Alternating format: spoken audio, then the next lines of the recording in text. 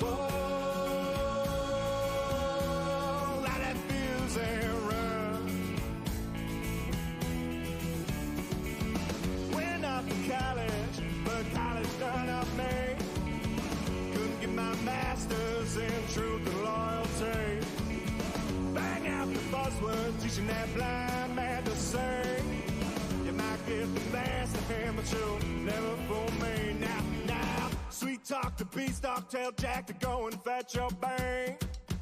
Try that and upstate board's a different kind of scene. Went off to college, but college done up me. Couldn't get my master's in truth and loyalty. I said, whoa, light that fuse and run. I said, whoa, I am my father's son.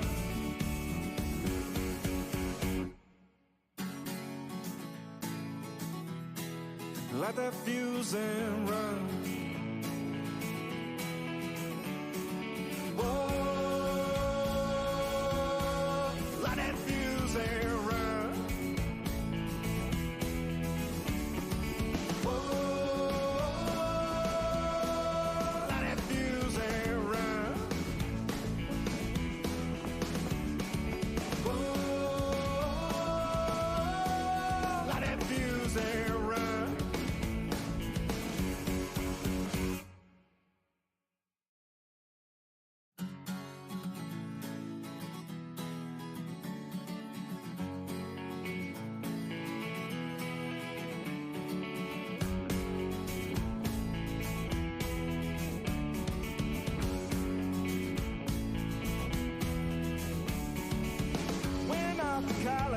But college done up me. Couldn't get my master's in truth and loyalty. Bang out the buzzword, teaching that blind man to sing. You might get the best of him, but you'll never fool me. Now, sweet talk to beanstalk, tell Jack to go and fetch your bang. Try that and upstate board's a different kind of scene. Went off to college, but college done up me. Couldn't get my master's in truth and loyalty. I said, whoa, light that fuse and run. I said, whoa, I am my father's son.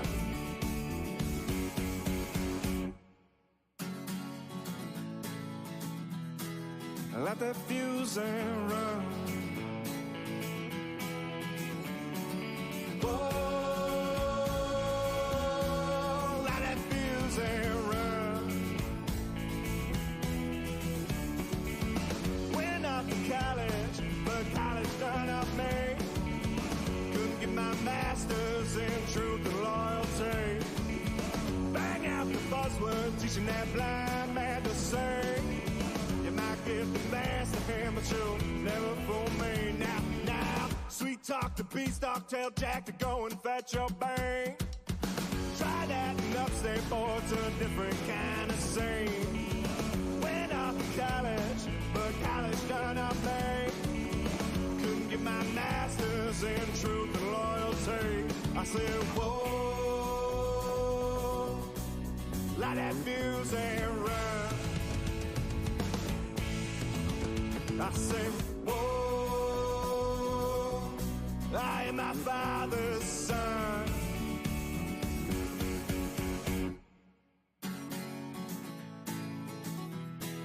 Light that fuse and run. Whoa, light that fuse and run. Whoa,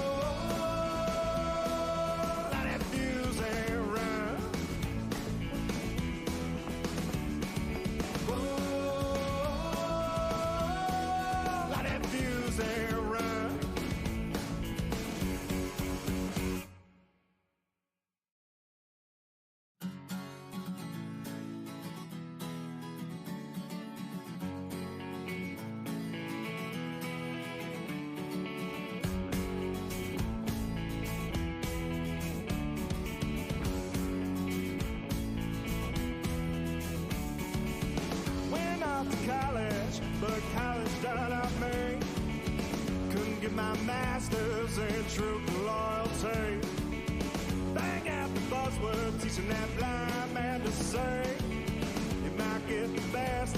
amateur, never for me.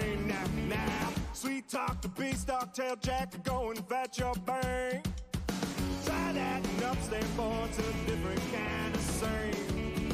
Went off to college, but college turned out me. Couldn't get my master's in truth and loyalty. I said, whoa, light that fuse and run. I said, whoa, I am my father's son.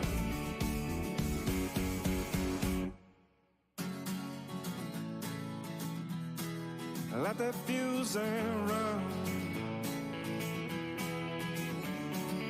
Whoa,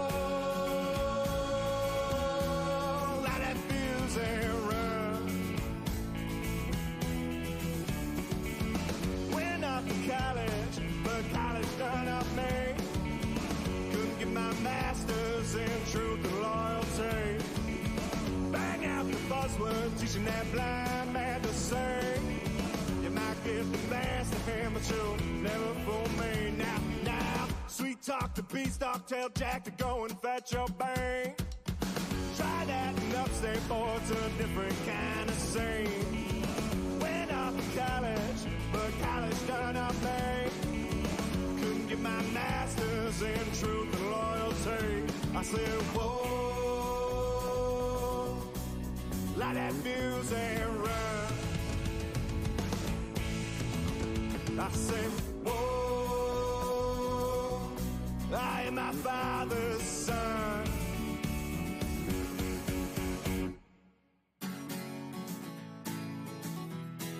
Light that fuse and run. Whoa,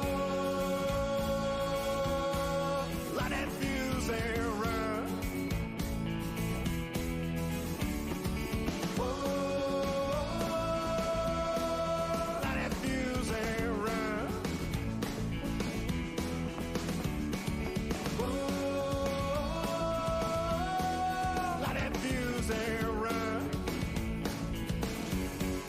What is up, 24/7 Buff Fandemonium? It's your boy Swank. It's Tuesday night. It's 8 p.m. Eastern Standard Time, and that means one thing. It's time for the K-Gun Report right here on whatever platform you're watching it.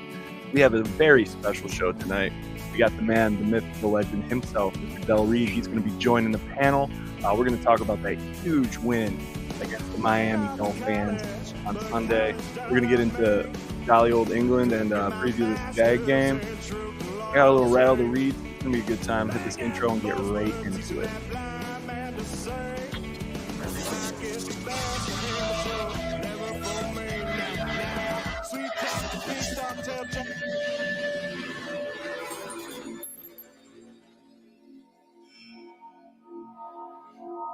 Here it is, and here we are on another beautiful Tuesday. As I said just moments ago, directly south of me, right down here, the man himself, Mr. Del Reid, has joined the panel tonight. What's up, Del? What's going on? Thanks for having me on.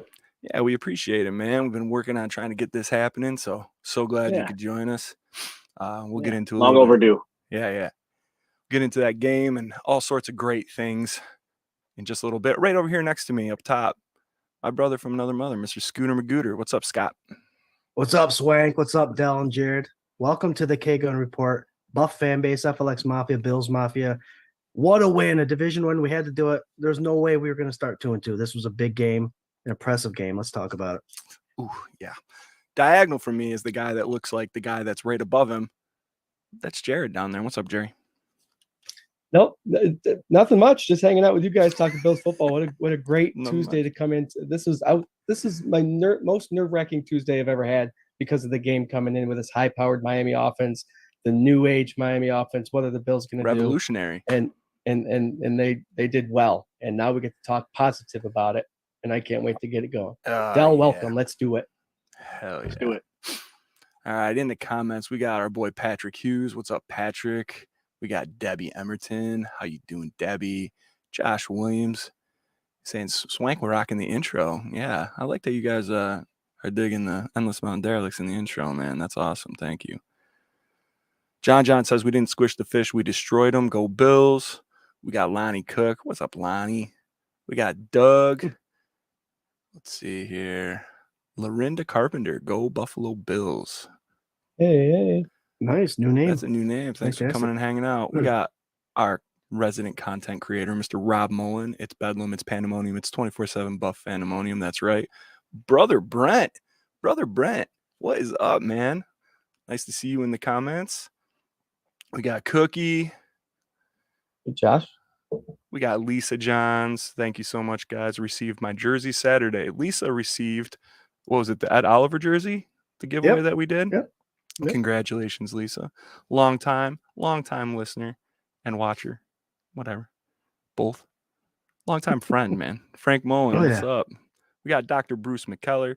Dr. Bruce saying go Bills. You can check out his injury report every single week on 247buffandemonium.com. Putting out great content. Patrick's big one this week with the Trey White injury. Yeah, huge. Ugh. Yeah, we'll get into that a little bit later. Hopefully not for too long. That's my hope. We got Ellen. We got Mary Jane Brown Hughes. Guys, thank you so much. Keep the comments coming in all night. Very topical as far as our guest is concerned tonight, but we are part of the Buff Fan Base Network, and as part of that, we're sponsored by 26shirts.com. This guy right down here has all sorts of greatness over at 26 Shirts. Go spend all of your money. Just sign your paycheck over. He'll take it, no problem. And great shirts, great charities. Del, can you tell us a little bit about how you got started and what you guys got up for this week here? Yeah. Again, thanks for having me on tonight. Long overdue. So I'm excited to mix it up with you guys. I mean, just in terms of like the 26 shirts, what it is and all that?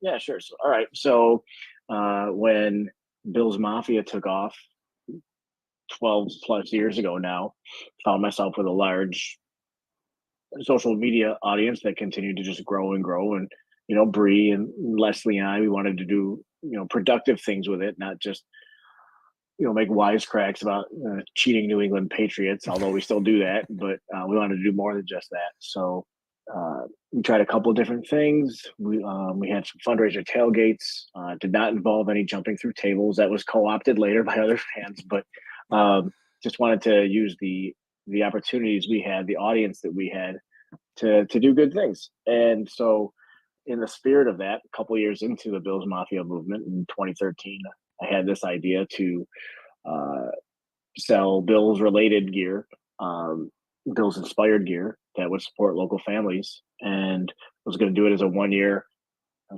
guess I would call it a community service project. And would just do 26 different designs and be done with it. And then just help 26 different families. And it became pretty apparent early on that it was just going to grow and grow, and there was a demand for it. So we did a second volume, and then eventually it became my full-time vocation. And we've grown now to next month will be 10 years that we've been doing 26 shirts. Wow. And, there's 6 full-time employees besides myself. We're putting out way more than 26 shirts a year. And to date, we've raised over $1.8 million that we've been able to donate back into the community, based on people just believing in our product and wanting to do good. That's amazing, man. It's amazing. I got the classic Mafia with the buffalo that you guys put out, and a couple other ones, and it's just like it's such a great thing, and I love watching you get into it on Twitter a little bit with everybody that supports, and then some of the naysayers and stuff firing it back. I always like to cheer for that too. But man, it's a great thing, and it's part of like what makes being a Bills fan and being from this area so great. So big up to you for what you're doing and continue to do. It's awesome. Well, contrary to popular belief, it's not the Del Reid show. Like I said, I've got 6 awesome employees. I have entire fan base alongside me, just that believe in the product and believe in what we do and support our efforts and give us lots of shirt ideas. Some good. And, no, it's great. Like I always joke that I get a lot of credit for other people's generosity because it really is a team effort. And so I'm just super grateful to, be a part of what 26 Shirts is and what Bills Mafia is. Very proud of what it's grown into in terms of being known for just the charitable works in the community and in other communities as well. I mean, we'll get into it, I'm sure, but Trey White, that injury happens, and before the game's even over, people are shooting me tweets like who we raise money or how do we raise the money for. Yep. Like, let me get home. Let me get home and let me settle down. There's a game being played. But that speaks to the passion and identity that Bills Mafia really has in terms of we take a lot of pride in not only what the team does on the field, but how we support the team and everything that's like adjacent to the team. So it's very humbling to be a part of it. Yeah, it's incredible, man. Absolutely incredible. Guys, keep the comments rolling in. We're going to be here until about 9:00 tonight. And we had a huge game, I think, that happened this last weekend. A lot of hype. There's this team that came in. They put up 70 points against a really good Broncos team. And really just impressed a ton of people around the NFL, especially some ESPN pundits and whatnot. Unfortunately for that team, the Buffalo Bills are who we thought they were, and a very well-rounded team, and were able to defeat the Miami Dolphins this last Sunday at home. I was at the game. It was insane. Dell was at the game. I rewatched part of the TV broadcast. I mean, the volume in there, I know it's been like pushed all around WGR and different live streams, podcasts, but it was so loud in there. And maybe I'm just getting older, so maybe I'm like, it's getting loud, but like it was probably the loudest I've ever experienced. It was incredible. Swank, Coach McDermott said it sounded like a jet engine in there. So yeah. It's not that you're getting old. He even said it's the loudest he's ever heard a stadium. So he can vouch for you, man. Thank you, Tyreek. Yeah, that's right. Yeah. Yeah, you said what? I would say. Oh, go ahead. Oh no, I was going to say real quick to that loud stadium point. It was as loud as the 2015 season opener against the Colts, which was a very loud game. People forget about. That was Rex's first game, and that everybody was on their feet the entire game screaming. And this eclipsed that. In my personal experience, 2015, that week one game was the loudest I'd ever seen it. But this blew past it. I tell you what, Jarrod and I were there. That's a deep pass, Tyrod Taylor to Percy Harvin. I remember that first long touchdown. We were there at that game. It was loud. You're right. Yep. That's awesome. I think that's the one that led to them trying to break the Guinness record, right? Wasn't that? Mm-hmm. Yeah. It was so and loud. Sadly, failed miserably, but it was good try. Good try. It was, it was a lot of fun for a week. Against New England, I think. Yeah. Oh, they shut it down quick, so that sound never had a chance to get there. Sean McDermott said that he had a hard time communicating the plays. They had to use a lot of hand signals, right? Like 40% of the time, right? Didn't seem to slow down that defense though. So I'd like to go around the panel here. I mean, there's so much good to take from this game. Scott, I'm going to start with you here. Offensively, what play, what touchdown, what specifically did you see from the offensive side of the ball on Sunday that you were like, yes, this is what it's all about? To be honest, being a quarterback guy, it was the bookends for me. Dawkins was handling Chubb like crazy. There's a highlight out there saying, anybody know where Chubb went, where he takes him all the way around? And then Spencer Brown, I mean, we've always said he's a little stiff at the hips, but he looked good. Our offensive line is coming together and looking amazing. If I'm going to take anything, I'm also going to say 158.3. And if for quarterback guys, anybody that knows NFL and quarterback rating, that's perfect. And our Josh Allen was perfect, and he didn't throw the ball 90 yards downfield every play. He cerebrally, I can never say that word. Cerebrally? Smartly. You think I'm a nurse, I could say cerebrally, right? Smartly. There you go. Picked them apart.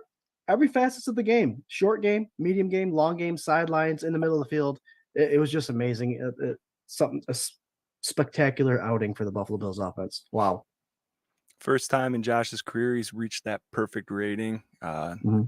there was another milestone that he matched with Aaron Rodgers, right? It was like everything that he did. He's the second quarterback in NFL history to ever achieve that.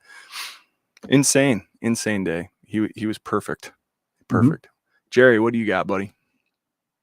If there was a play that really set the tone, was that touchdown to Gabe Davis. You saw Hardy come around the corner, and Josh Allen gives him a quick little fake over to the flat there with the swing route. And then once he did that, those safety, the cornerback and the linebackers came up, and Gabe Davis just wide open. And I was like, oh, we got him. They're reading the wrong things already. And, Dorsey's got him on their heels, and Allen's going to just have a heyday. But the big thing that stuck out to me was the physicality of this game. I kept telling my dad, on that first drive, we almost had an interception, and they caught it on the lucky bounce, and that would have ended that drive. So our defense was there legit the whole game. And the physicality of it is what eventually wore that Miami Dolphins team down. And I was watching, this was the first game I watched my dad. I just kept looking at him going, they're beating the shit out of these Dolphins. This is going to end not well for them. Just wait until the second half. It's just going to be ridiculous. And sure enough, it was. But it was a great all-around game. It's exciting. Yeah, I mean, going into the stadium, I didn't feel that anxiety or anything like that I thought I would feel. Like I didn't think there was going to be as much calm excitement, you know what I mean? I thought it was going to be more like anxious excitement, and it seemed like everybody was pretty chill and like expecting us to be competitive, if not do exactly what we did. Dal, if there was one play on the offense from this last Sunday that really sold it for you, which one would that be? The Diggs touchdown, the 55. Which one? Yeah, the 55-yard. Can you be more specific? Where, when he broke the tackles and ran it in for the touchdown.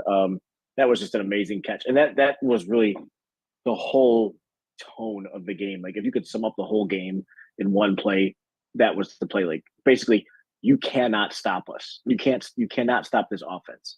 It just doesn't. I don't care. What you try to do, you're not stopping us.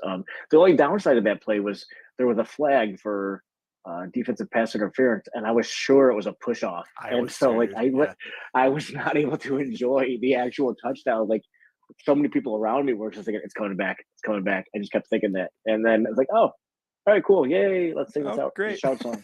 Yeah. But in that moment, it wasn't quite like, other touchdowns where it just happens and you're screaming and yelling. Like the whole time it was like that anticipation for like the big letdown. But that was, I think, my favorite play.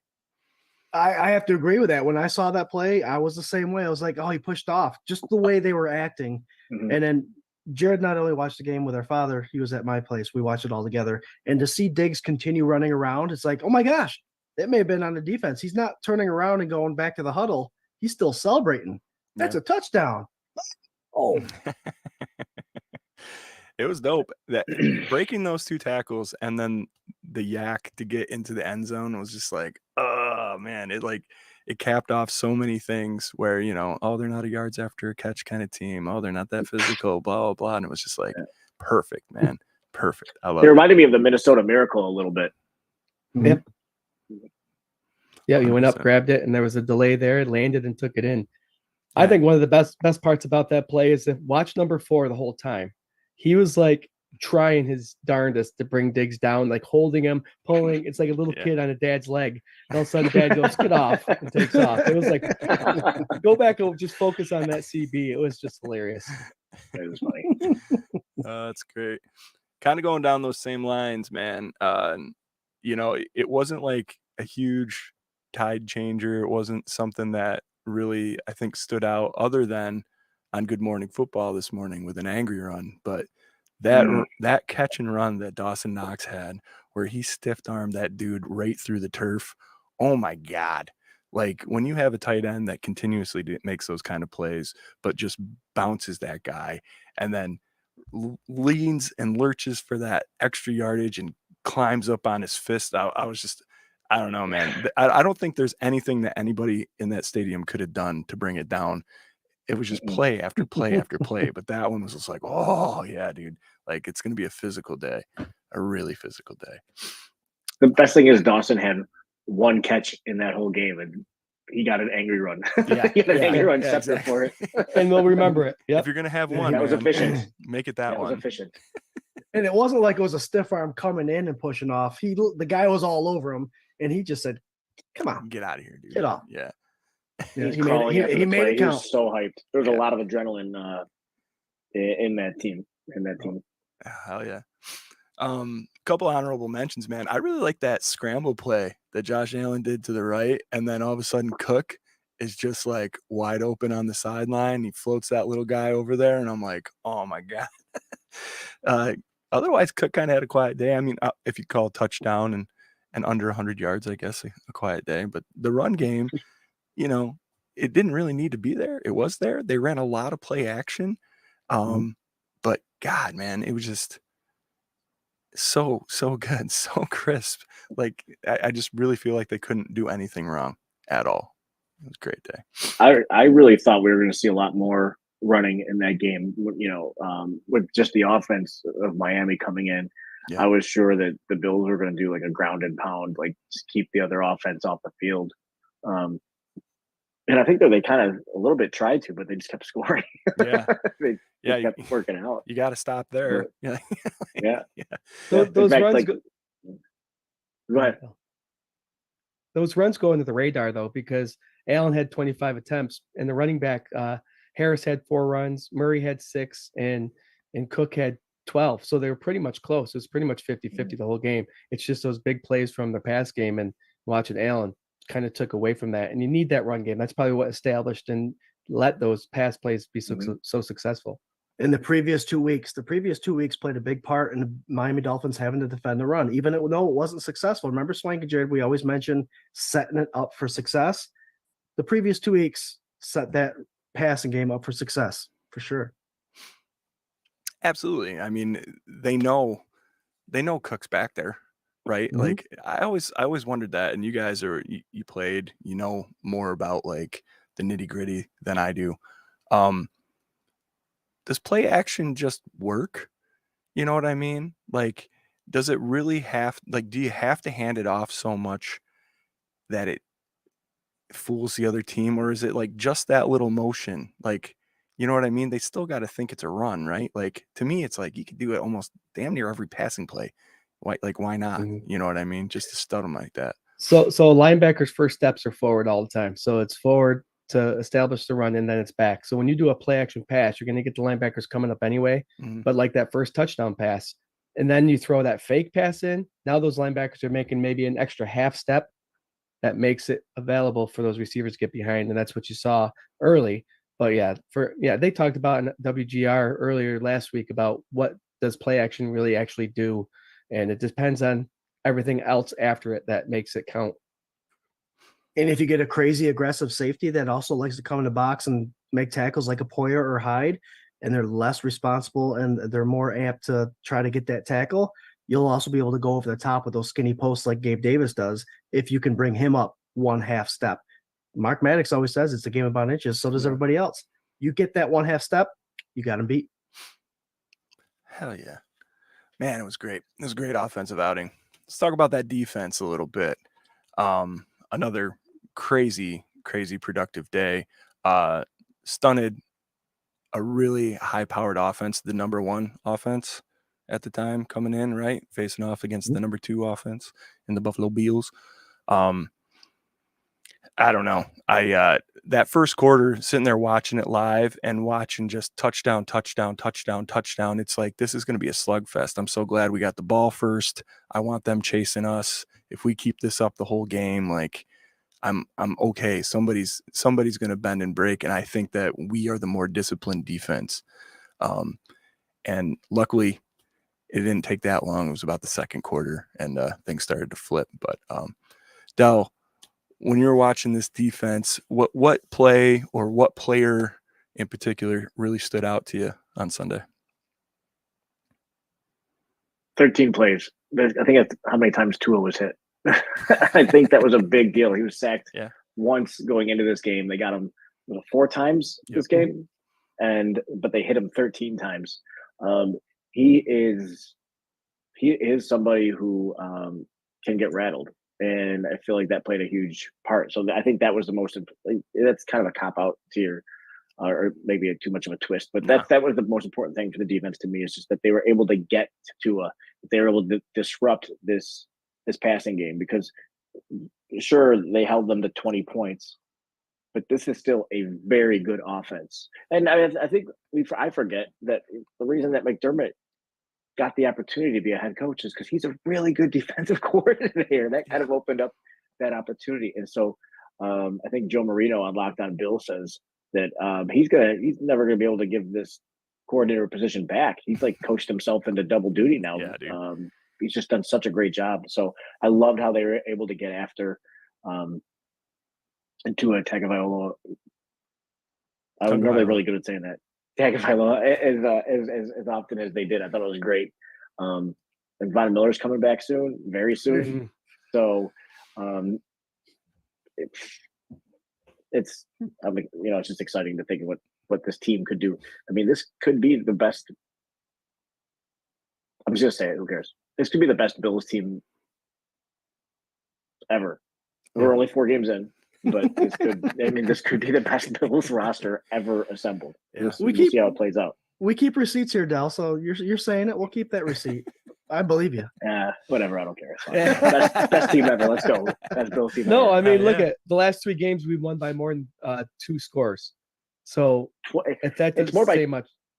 Isn't it more than 28 points? And I saw some stat, like, I'm old now. I can't remember all the scores and everything, but like, I don't know. It was 30, 38, 37, right? Like, I think Raiders, we won 38. We put up 38 points last week, or the Washington, we put up 37, and then 48 Sunday. Yep. Yeah. They're doing good. They're doing them. This is the best running back stable that they've had. I don't remember the last time they had that much talent at that position. Like, it's great. I love it so much. Yeah. That big run by Murray. Go ahead, Jared. That big run by Murray was exciting. He's still nimble, jumping over guys, and he took off. The guy who tackled him barely caught up. So it just proves that he still got it. And last year he still had it. But him being on our team, that's just amazing. And again, he got another handful of carries, which, man, he's going to bruise that defense and set up other stuff. I love it. Mm-hmm. Yeah. Mm-hmm.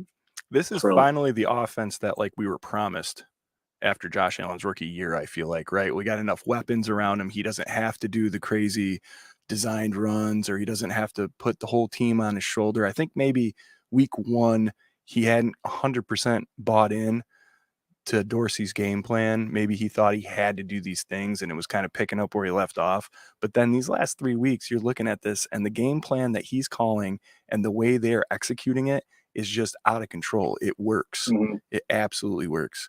And these wide receivers, that running back stable, insane. They are doing exactly what they need to do. They keep each other fresh, and they keep Josh from taking stupid hits. And I think that's exactly what we need. So is it safe to say it's a 3-headed monster? I mean, all those guys have their duties, and they're coming in and performing to a T what we expected them to do. And the crazy thing is, with the 12 personnel and all that stuff, we saw Dorsey bring in the front office bring in nimble third down backs that, with the McKissick and all that stuff. Now they've gone to 2 power backs. This is something I think is an adjustment even from what we potentially saw would have happened last year. So I think that's perfect for Ken Dorsey style offense, and we're seeing the benefits. I think I heard a podcast today that Kincaid is on pace for the 5th best season by a tight end. Like, I don't think it was a rookie tight end. I think it was like tight end in terms of catches. Like, that's how that's heard that. I was like, wow. They can get you so many different ways. Mm-hmm. Yeah. Kincaid has 15 catches on 17 attempts. So he's averaging about 4 catches a game. And I said it last week, he's going to have a game where he just takes off, but he's consistently getting 4 catches a game. And 4 times 17 is what? 40, 20, 68 receptions.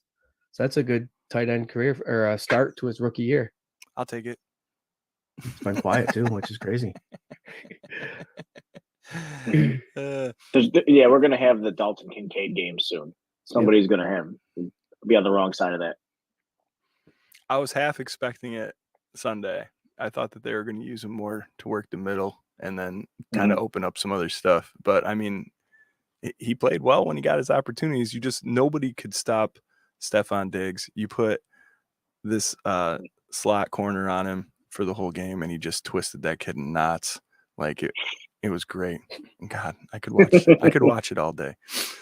Jerry, defensively, what was your takeaway from this Sunday, buddy? The Buffalo Bills secondary coverage took away Tua's first option every play, and that's what makes that offense run.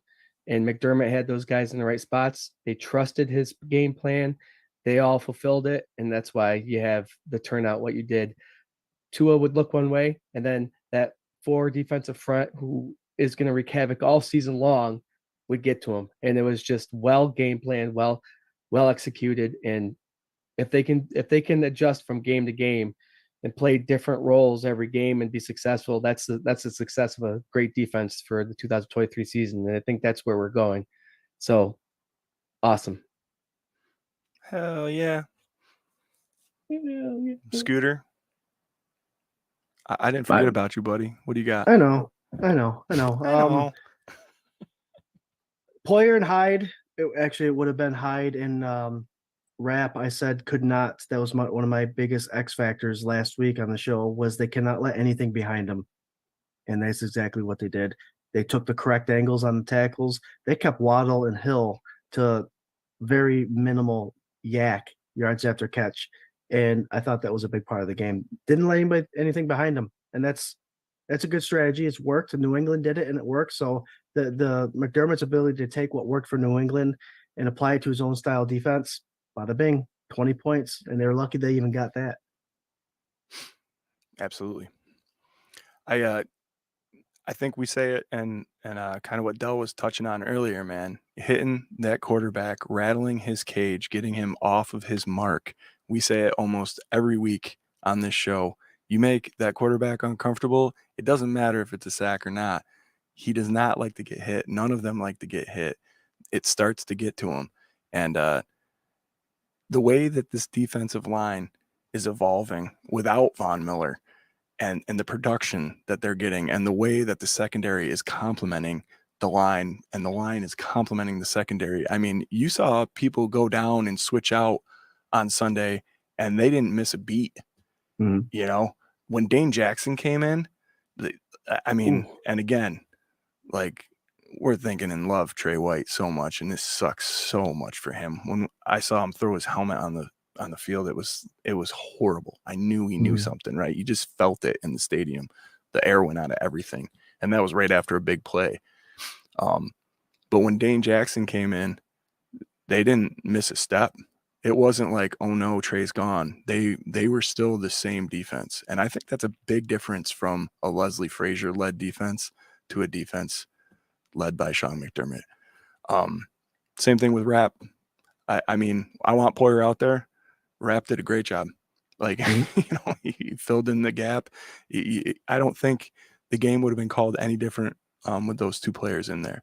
So, to me, though, to focus the D-line, man, it's really stepped up this year. And for that game especially, I think Groot getting 2, Leonard Floyd is a monster. Ed Oliver is just coming into that contract and destroying people.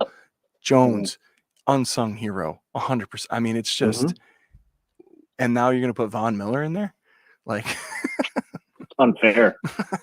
I think Jones actually ranks one of the best defensive linemen in the league right now. Yeah. Jones does. Yeah, he's proven it. The amount of times he's in, the pressures and the sacks, and he's number one. There was I heard this really sweet thing. They went into the locker room. I think Sal was talking about it, and they were interviewing like different D linemen, and they went to Floyd, and Floyd refused. Like, he was like, "Don't interview me. I didn't get a sack today. Like, I don't deserve to be interviewed. You got to interview one of these dudes that got a sack." And I was just like, "Oh, like, that makes me so happy, dude." Like, don't deserve it. You don't think you deserve it? Okay, yeah. I failed y'all. Yeah.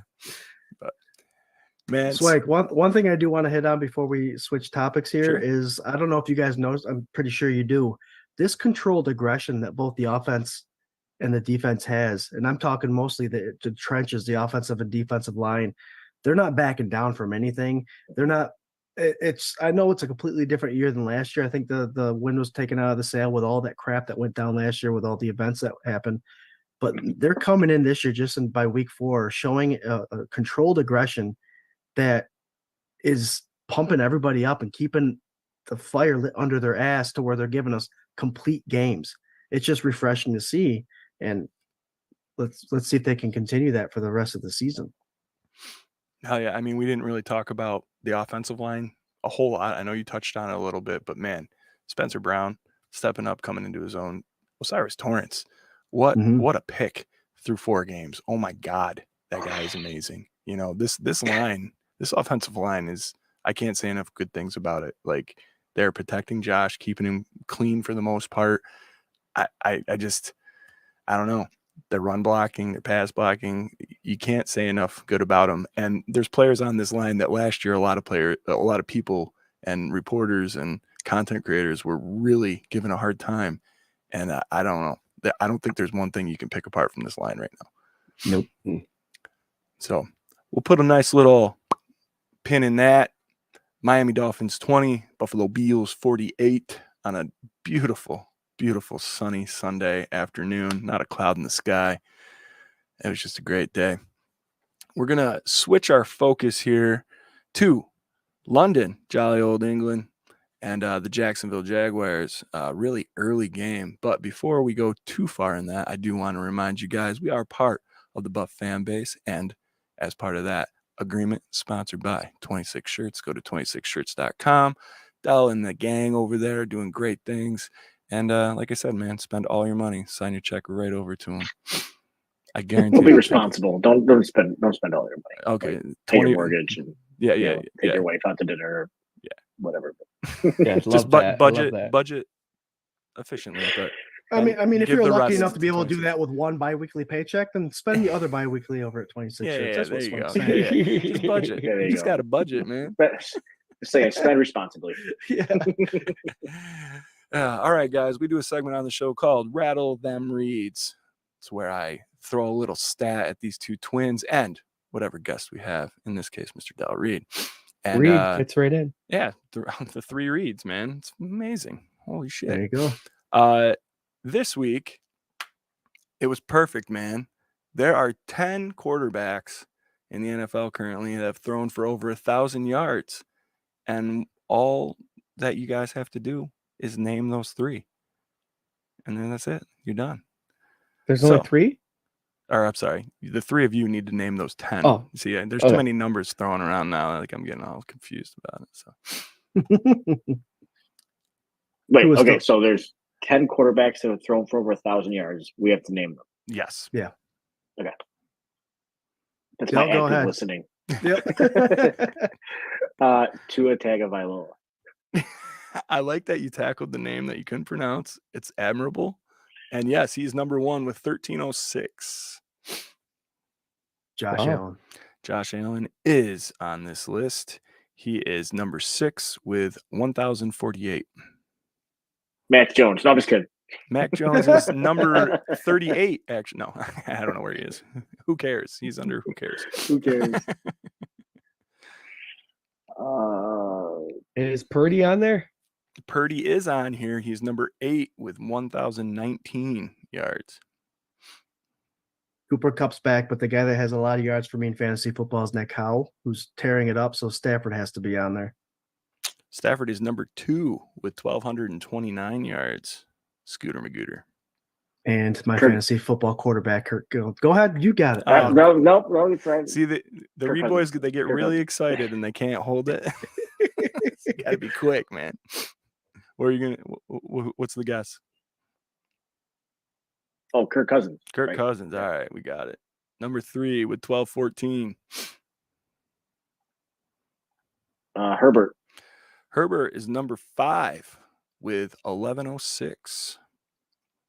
Mahomes on there somewhere. I know he's not having his best season, but this might bum you out, but he's number 10 with 1,006 yards. So yes, barely, which is just the best. Teeth.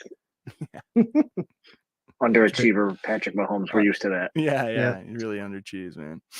Jared Goff. Jared Goff is on this list. He's number 7 with 1029.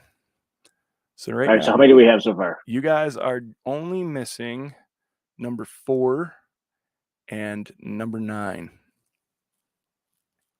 Jalen Hurts? Feels like no. No, he is not on this list. Good guess, though. I should know that. I have him on all 3 of my fantasy teams. I should not. My teams are not good this year. I should know that. Trevor Lawrence. Trevor Lawrence is not on this list. No. How about that great defensive team over there with Denver with Russell Wilson? Russell Wilson is on this list. Number 9. Good pull, Figure Jerry. he's playing catch up a lot. Good pull, Jerry. So you guys are only missing number 4. This is like so easy. We're missing it. It's not. I don't really think this is an easy one, to be honest. It might. It might Is it a surprise. rookie? Yeah. Oh, yeah, it is. Yeah. I know who it is. Who is it? Stroud. Gotta be Stroud. It Gotta is be CJ Stroud. Stroud. Yes, I say with Stroud. 12-12. Jared said Stroud. Strudel. CJ Jared watched Strudel, the dude. draft and everything and saw CJ Stroud be pulled by the Texans, and he still goes, "Is it the CJ Stroud?" Strudel. Hey, man, it's a There you go. European thing. We're playing in Europe. It's okay. It's fine. No big deal. Good job, guys. Yeah, man. Nice pull. I thought this list was kind of interesting just because mostly of CJ Strudel, working his way in between there. I did like that Patrick Mahomes was the bottom of the pile. Also, Russell Wilson. Yeah, I just can't believe that he even climbed his way into this list. I think it just made me happy that this doesn't look like the list that probably would have been for like the last 5 seasons, right? You got no Rodgers, you got no Brady, you got, it's just a little bit different. Matt Ryan's not in there. Matt Ryan. Yeah. And so good job, guys. You rattled it. You rattled them reads. Nice job. There you go. It's fitting. I love that. All right.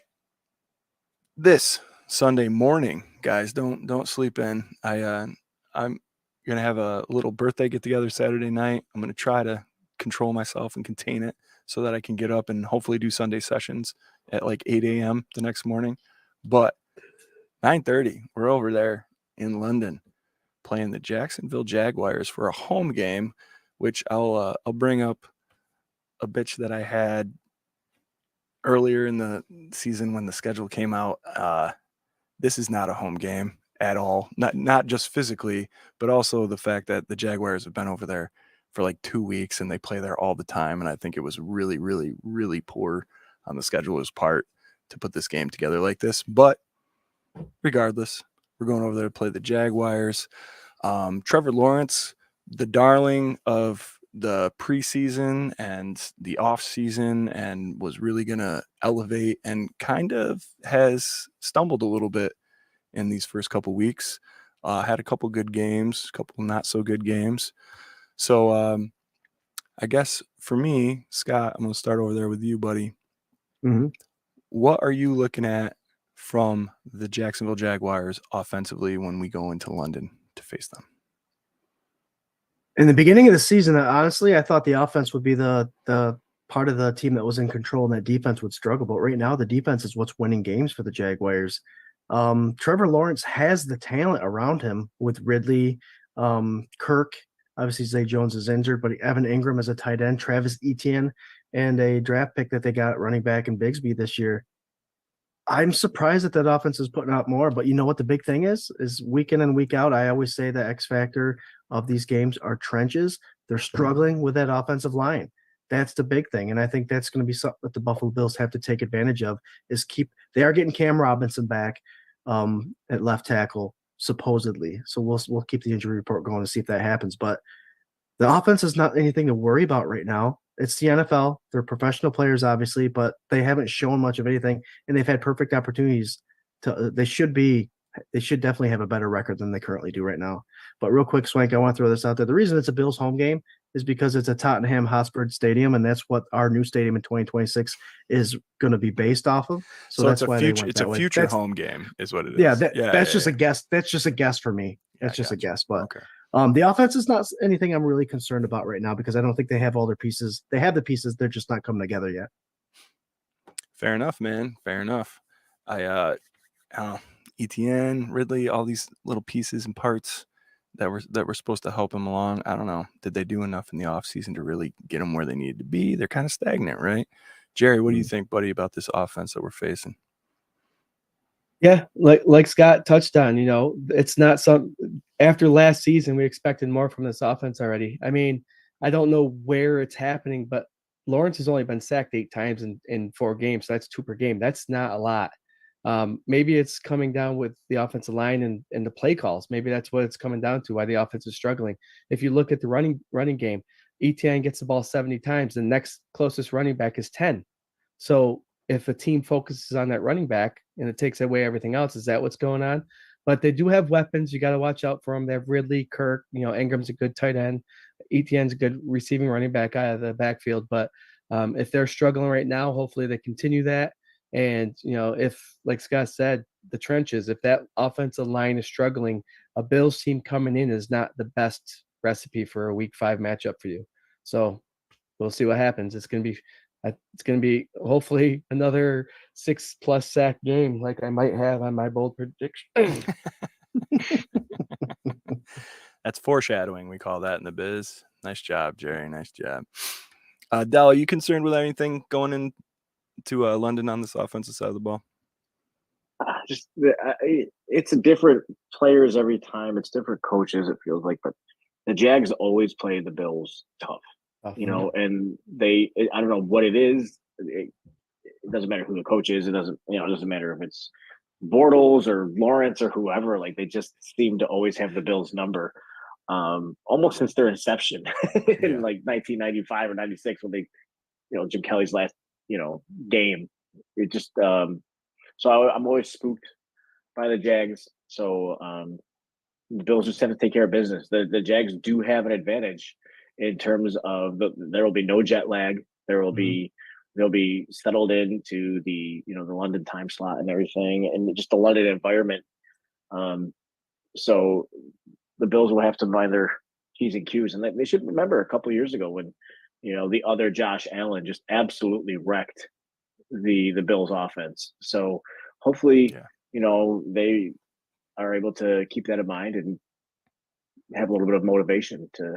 Yeah, they probably want to get over there and get home, but they got to take care of business. So that's I'm always spooked by the Jags. So we'll see where it goes. I feel you. I feel it. That other Josh Allen had 3 sacks last week too. So yeah, he's scary. He's no joke, that's for sure. Yeah. Offensively, for us going into this game, I mean, I just want him to stay the course. I think both sides of the ball, right? Like, play the game that you play. That's what they did this last weekend. I don't think they extremely changed their game plan to face Miami. I think they just played solid ball and they executed their game plan. And I think if they continue to do that, even part of the way that they did it this last Sunday moving forward, they're damn near unstoppable. So, for me coming in, I think the Bills got this like new chip on their shoulder, a little bit of swagger where it's like, you got to beat us. You got to stop what we're doing. We don't have to stop what you're doing. You have to stop what we're doing. And I like that going in here. And it would be a big statement. I am sick of the Jaguars kind of having our number here and there. Yeah. Going back to the drought game, like that just like was infuriating. And Marone and all the stupid history that we have with this team. I would just like to knock it out of the air in London at a non-home game. It would be great to me. So let's roll around here, and we're rolling up on 8:45. Want to do our score prediction, X Factor, and bold prediction, right? So we'll start with a bold prediction, and Scooter, I'm gonna give it to you. Let Dell kind of feel out how we do things around here. Give me a bold prediction for this Sunday's game against the Jacksonville Jaguars. I think Jarrod alluded to what my bold prediction was going to be, but I'm not going to jump on yours, Jarrod. I got another one. I think Trevor Lawrence is going to be rattled. I do predict a Kyer Elam sighting. It's a forced hand, so I think that he will be there. I do think our secondary would be okay without him, but he'll be on there. I would like for him to showcase what he's able to do in a man defense and kind of make these other 31 teams kind of have to look at him for possible trade bait. So this is a two-timer, man. Kyer Elam is going to get his first pick of the season, and it's going to influence the trade before week 8. There you go. All right. Jerry, what do you got? I alluded to this earlier. Lawrence has only been sacked 8 times in 4 games with a weak line. He can scramble, but he hasn't faced a defense like ours. So I'm saying 6+ sacks for my Buffalo Bills on Sunday morning in London. Nice. Sorry, I was slightly distracted. Our boy Mike V just said, not football related, but my sister had her twins tonight, Lucas and Lennon, 2 more members of the Bills Mafia. Hey, congratulations, Mike, man. He's getting a lot of up in the comments there. So I'm sorry, nice. Jerry. Congratulations. Jerry, what was yours again? I'm sorry. 6+ sacks. 6+ sacks. Okay. I thought that's where you were going with this. Dell, you got a bold prediction for us for this week's game?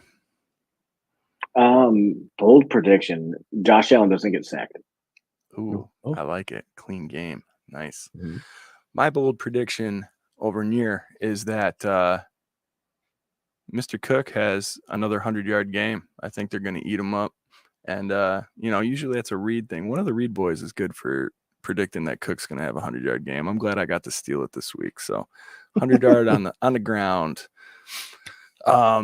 X Factor. Now, when we talk about X Factor, it's usually something a little unexpected, a little maybe slightly homerish that could possibly happen, a factor that could flip the game one way or the other. So, Scooter, what do you got for your X Factor? My X Factor is Josh Allen, and I'm not talking about the one on offense. I'm talking about the defensive Josh Allen from the Jaguars. Twist. That was a twist. Yep, there you go. Him and Trayvon Walker, the first-round draft pick in 2022 for the Jaguars, those guys can create pressure. So my X Factor is including those guys. This offensive line has another difficult task at hand. The defense is what's been keeping the Jaguars in the game. They haven't won a lot of games, but they're in them because of this defense. X Factor is how does Dawkins and Spencer Brown handle those 2 particular guys? I like it. I'm hoping the same way they have been. That's what I want. Jerry, what do you got for an X Factor? You're muted. I had the same thing. I had the old line just like Scott with this Walker and Allen fella, but I'm going to switch it up last second here. I'm going to go with Terrell Bernard, linebacker. Like I said, Lawrence is able to run the ball. He's a good running back when it comes to running out and scrambling. So they might play a little bit of a spy. So I think Bernard, watching him, is going to be the X factor of keeping that offense at bay and allowing those sacks to happen to get those 6+ sacks. So Bernard's going to play a huge part. I like it. Keep that fumble recovery streak alive, or? Yeah, let's do that too. Yeah, all right. I'll just add on to your X Factor. Just pile it on. Dell, you got an X Factor for this weekend? I think Dalton Kincaid has a lot of opportunity to do something different this week. It's they're 4 games in now. They're, I don't know. I just think this might be the game where we see him. So it's time. It's time for something to open up, I think. I like it. So bet heavy on DraftKings, everyone. You heard it here first. Reid is telling you to bet Dalton Kincaid. And just to piggyback on that, if Kincaid has a good game, that's just going to set stuff up for future offensive plays and how the offense is ran. So I love that. Listen, I'm going to tell you, if you got money to bet on DraftKings, don't do that. Just send it over to 26 Shirts. All right. What are you guys doing? There you go. It's quite the plug. Thank you. You got it, buddy. For me, man, I'm going to go defensive side of the ball on this. And, I love picking these linebackers as my X factor. I'm going to leave it alone because you got your boy over there doing that. I think that the X factor for me on this game is going to be Dane Jackson. I think Dane is going to come in and continue the good play that he had from half of last week's game going forward, and kind of sew up that solid play that he's had kind of realistically all along. I know we all dogged him for a couple seasons there on and off, but that dude has been one of the staples. They keep bringing him back for a reason, and I think you saw in this system, a McDermott system, exactly how plug and play that guy can be. So Dane Jackson. I would like to change my answer to Dane Jackson. I think that's a great. He had a great when he came in great for X Factor. You are the guest. Yeah. You can no. I'll change it. No, he had a good hit this past weekend. He had good coverage. He was there, and that's a great X Factor. I love it. It's just going to build on him building for the rest of the year because obviously Trey White's going to be out. So this is I love it. And that's what happens when you're starting at one point and you gradually come down the depth chart. You get that little chip on your shoulder and you start performing better. So absolutely. We got Doug saying X Factor. Trent Sherfield has 2 TDs. I almost said CDs. Patrick Hughes says X Factor could be Von Miller. I think that he's not going to play this week. That's just a Swank hot take for free. I don't think it's very hot, though. John says X Factor, Gabe Davis, 100 yards and 3 TDs. Damn. Yeah, that would be an X Factor. Absolutely. Rob says James Cook in space has multiple TDs and yards from scrimmage. Mike V, Milano, and Bernard. I like it. All right, we're getting there. Let's do some score predictions, and then we'll hit our pick'ems. We got about 5 minutes left. Guys, thank you so much for staying solid on the viewership and keeping those comments coming up. You are the best, and we love you so much. Let's go. Del, you got a score prediction all loaded up? You ready for this? Yeah, I'm ready. 30-17 Bills. I think that this is going to be the outlier. As much as I say I'm nervous because the Jags always play them tight, I think this is an outlier. I think the Bills are just on a roll. Jags have a lot that they have to get right still. I just think that this offense, I mean, honestly, 17, I'm just trying to be respectful. Like, I think they may not score 17. So we'll see, though. Yep. I like it. Jerry, what do you got?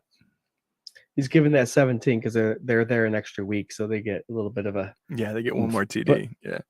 So pretty close. I have 38-14 Buffalo Bills. I think they're still that offense can't be stopped, and they're different from the last time when that other Josh Allen came up and made a crazy.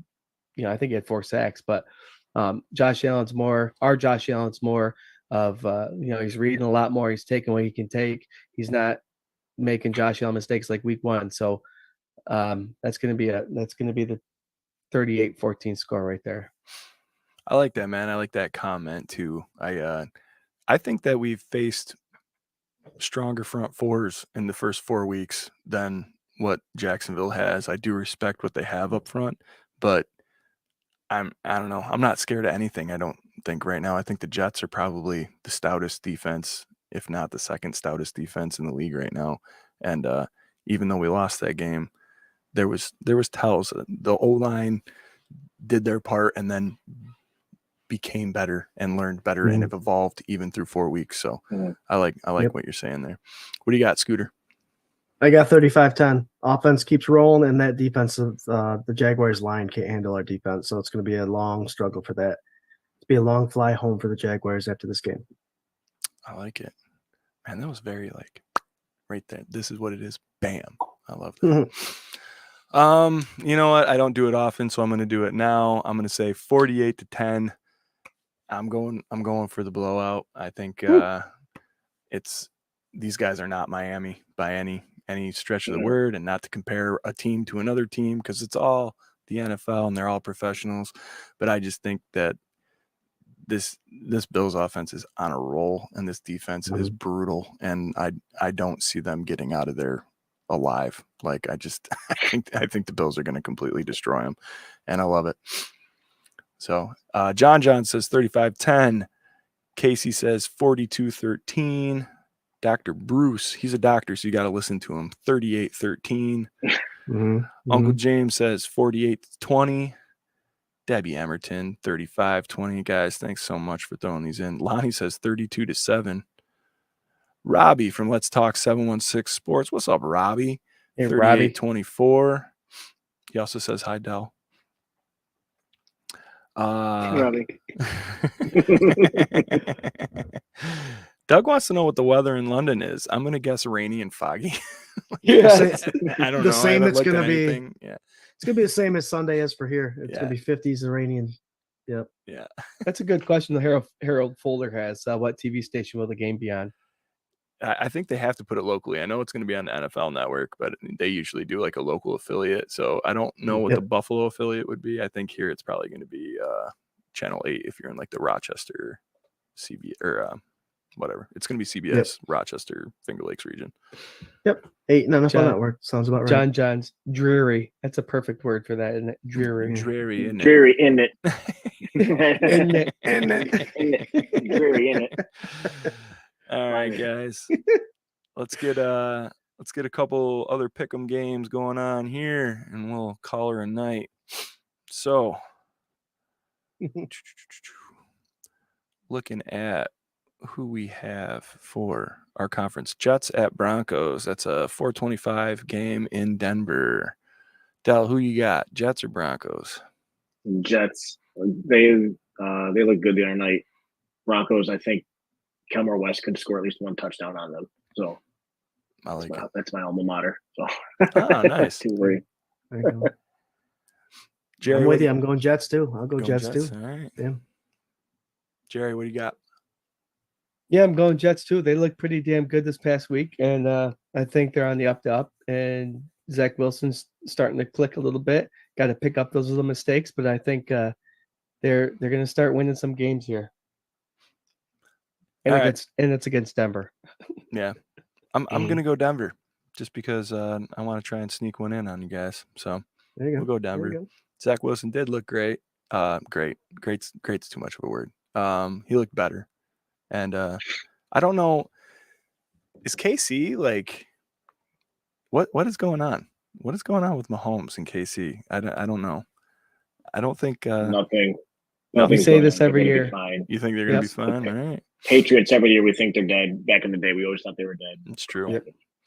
It's just like the hope trying to cancel out the sensibility.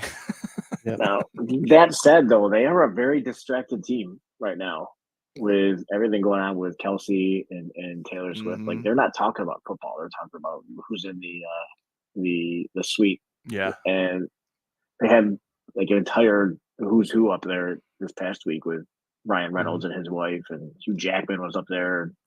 Hopefully they're becoming very distracted. So that's good. Wait, Kelsey and Taylor Swift? Yeah, she's a she's a pop star, fairly well known. Okay. Singer. She's I've heard of her, but I didn't hear of Kelsey until I just started hearing his name now that Taylor Swift's dating him. So. Oh yeah. He's a football player, I think, like American football. She's really gonna open up his career. There you go. Put him on the map, man. All right, Saints at Patriots Sunday, 1:00. Scooter, who you got? I'll take the home team. Who's playing home? Patriots are home. Yeah. I'll go New England. They're just putting stuff together, and I don't know what it is. That Belichick coach team always seems to find ways. So let's do that. Well, Patriots. for a bonus buck, man, like who's the quarterback? For the Saints? No, for the Patriots. Oh, Mac Jones will be there. Yeah. God, Belichick's mad. It's so great to see him mad. I love it. Jerry, who you got? I said this earlier before the show actually went on. My son's favorite team is the New Orleans Saints, so I'm going to go with the Saints for this one. You're going to have to beat that out of them. That's the only way. It really is the only way. Sullivan, come here. Del, who you got? I'll go with New England on this one. They were beaten pretty handily last week. I think that a Bill Belichick team, although I do think he's overrated. I don't care what any NFL historian says. I think he's overrated. He's not going to lose 2 games in a row. Not like that. Not after losing that game. That team's going to come out pissed, and I think they're going to handle business. I agree. I'm going Pats too. I think O'Brien's kind of unlocked a little bit in that offense. They got a little bit of move. Judon is hurt and out for the foreseeable future, so that might have a little bit to do with it. But we'll see what's up. I'm still going Patriots. We got Giants at Dolphins Sunday at 1 in Miami. Dell, you got a pick on that one?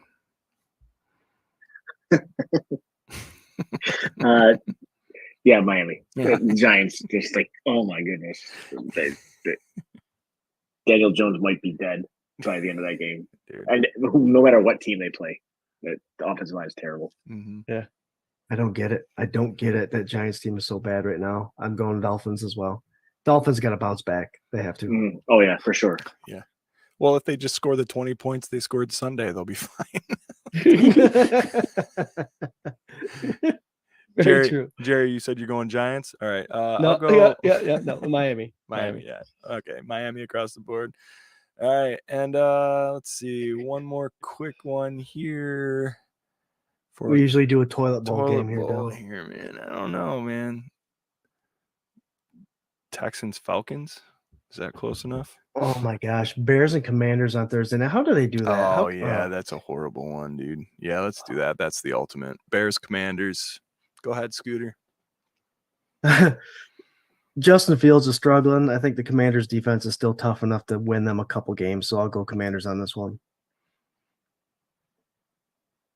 Jerry?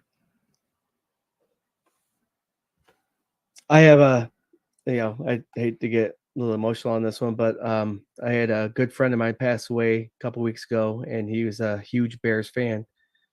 He was a young guy. You talk football. I work at the Springs. I'm a massage therapist, and whenever I'd see him, we talk football, talk fantasy football, and I made him a football helmet. He's got a man cave with all Chicago Bears stuff. So I'm going to pull for him this week. His calling out or his celebration is Saturday. And so I'm going to pull for him and those Chicago Bears to beat the Commanders. Sorry to hear that, brother. Yeah, man. Damn. He's a good guy. Sorry about that, guys. You're like making me feel bad if I pick the Commanders now, man. You should have led with that. Scott already did, so I'll go Bears. You can have it, Scooter. Doesn't matter. I'm with you, Jerry. What do you got, Del? That's really a touching story. Thank you for sharing that. They're gonna lose by double digits. they're gonna get smoked. So go Washington. All right. No, but first part very serious. Yeah. Very, so my condolences. But yeah, I don't like the Bears' chances in any game. Maybe if they play the Broncos. Mm-hmm. I don't think they're gonna play each other this year. But yeah, I think the Commanders are. I think they'll do okay. Yeah, they're a tough team. They are. Yeah. All right, guys. Here we go, folks. We're in overtime. Swag, let's do one more. You want to do one more, dude? I already played the Ravens Steelers, man. That's a rivalry like no other. Let's do that one. All right. What do you want? Go ahead. You pick first. You're so excited. I can't say no. Baltimore. So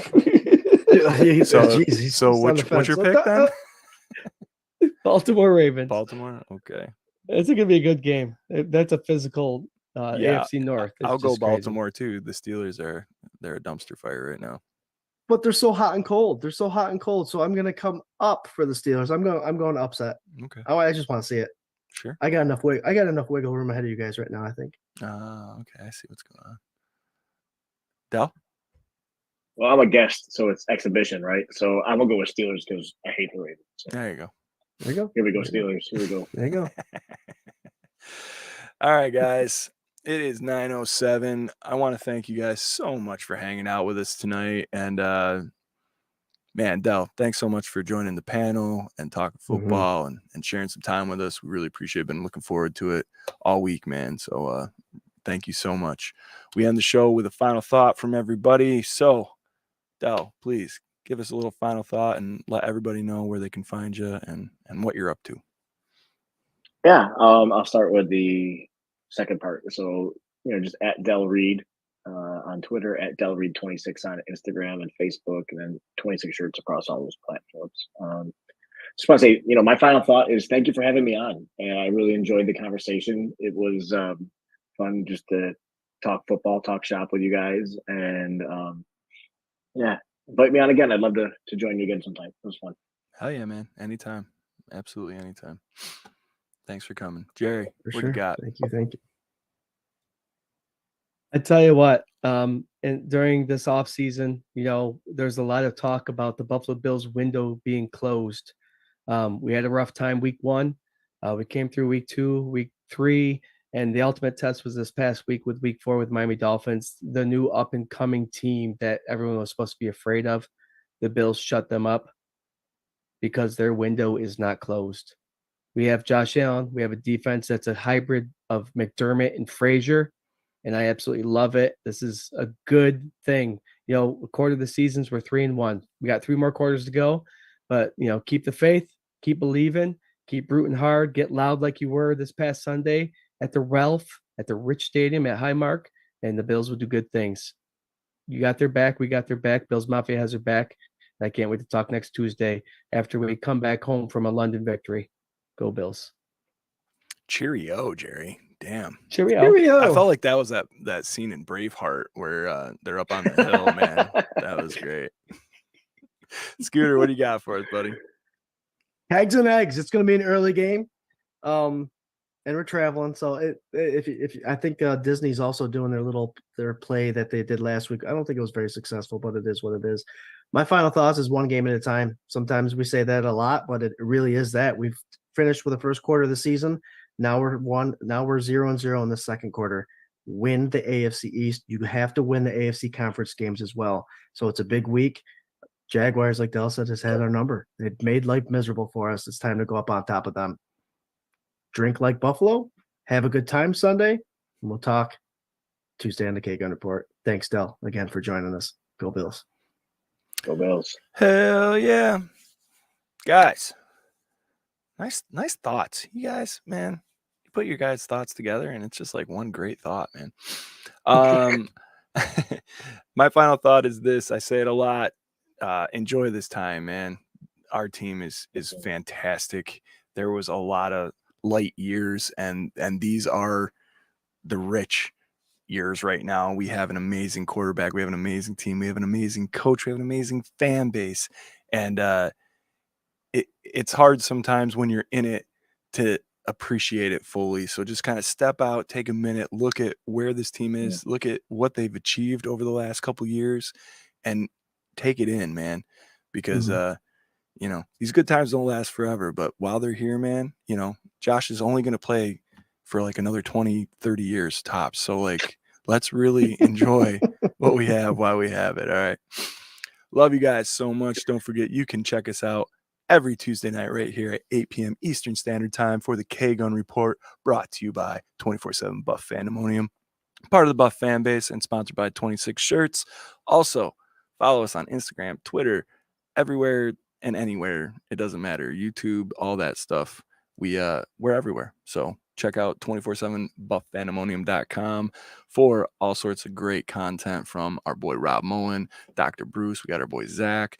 Actually, my buddy Kyle, he's going to start doing a piece too, live from his section every week where he takes little photos of weird things that he sees and then talks about the game a little bit. So, yeah, it's a good time over there. Check it out. And hey, guys, thanks for joining. Go Bills. Go Bills. Go Bills. Go Bills.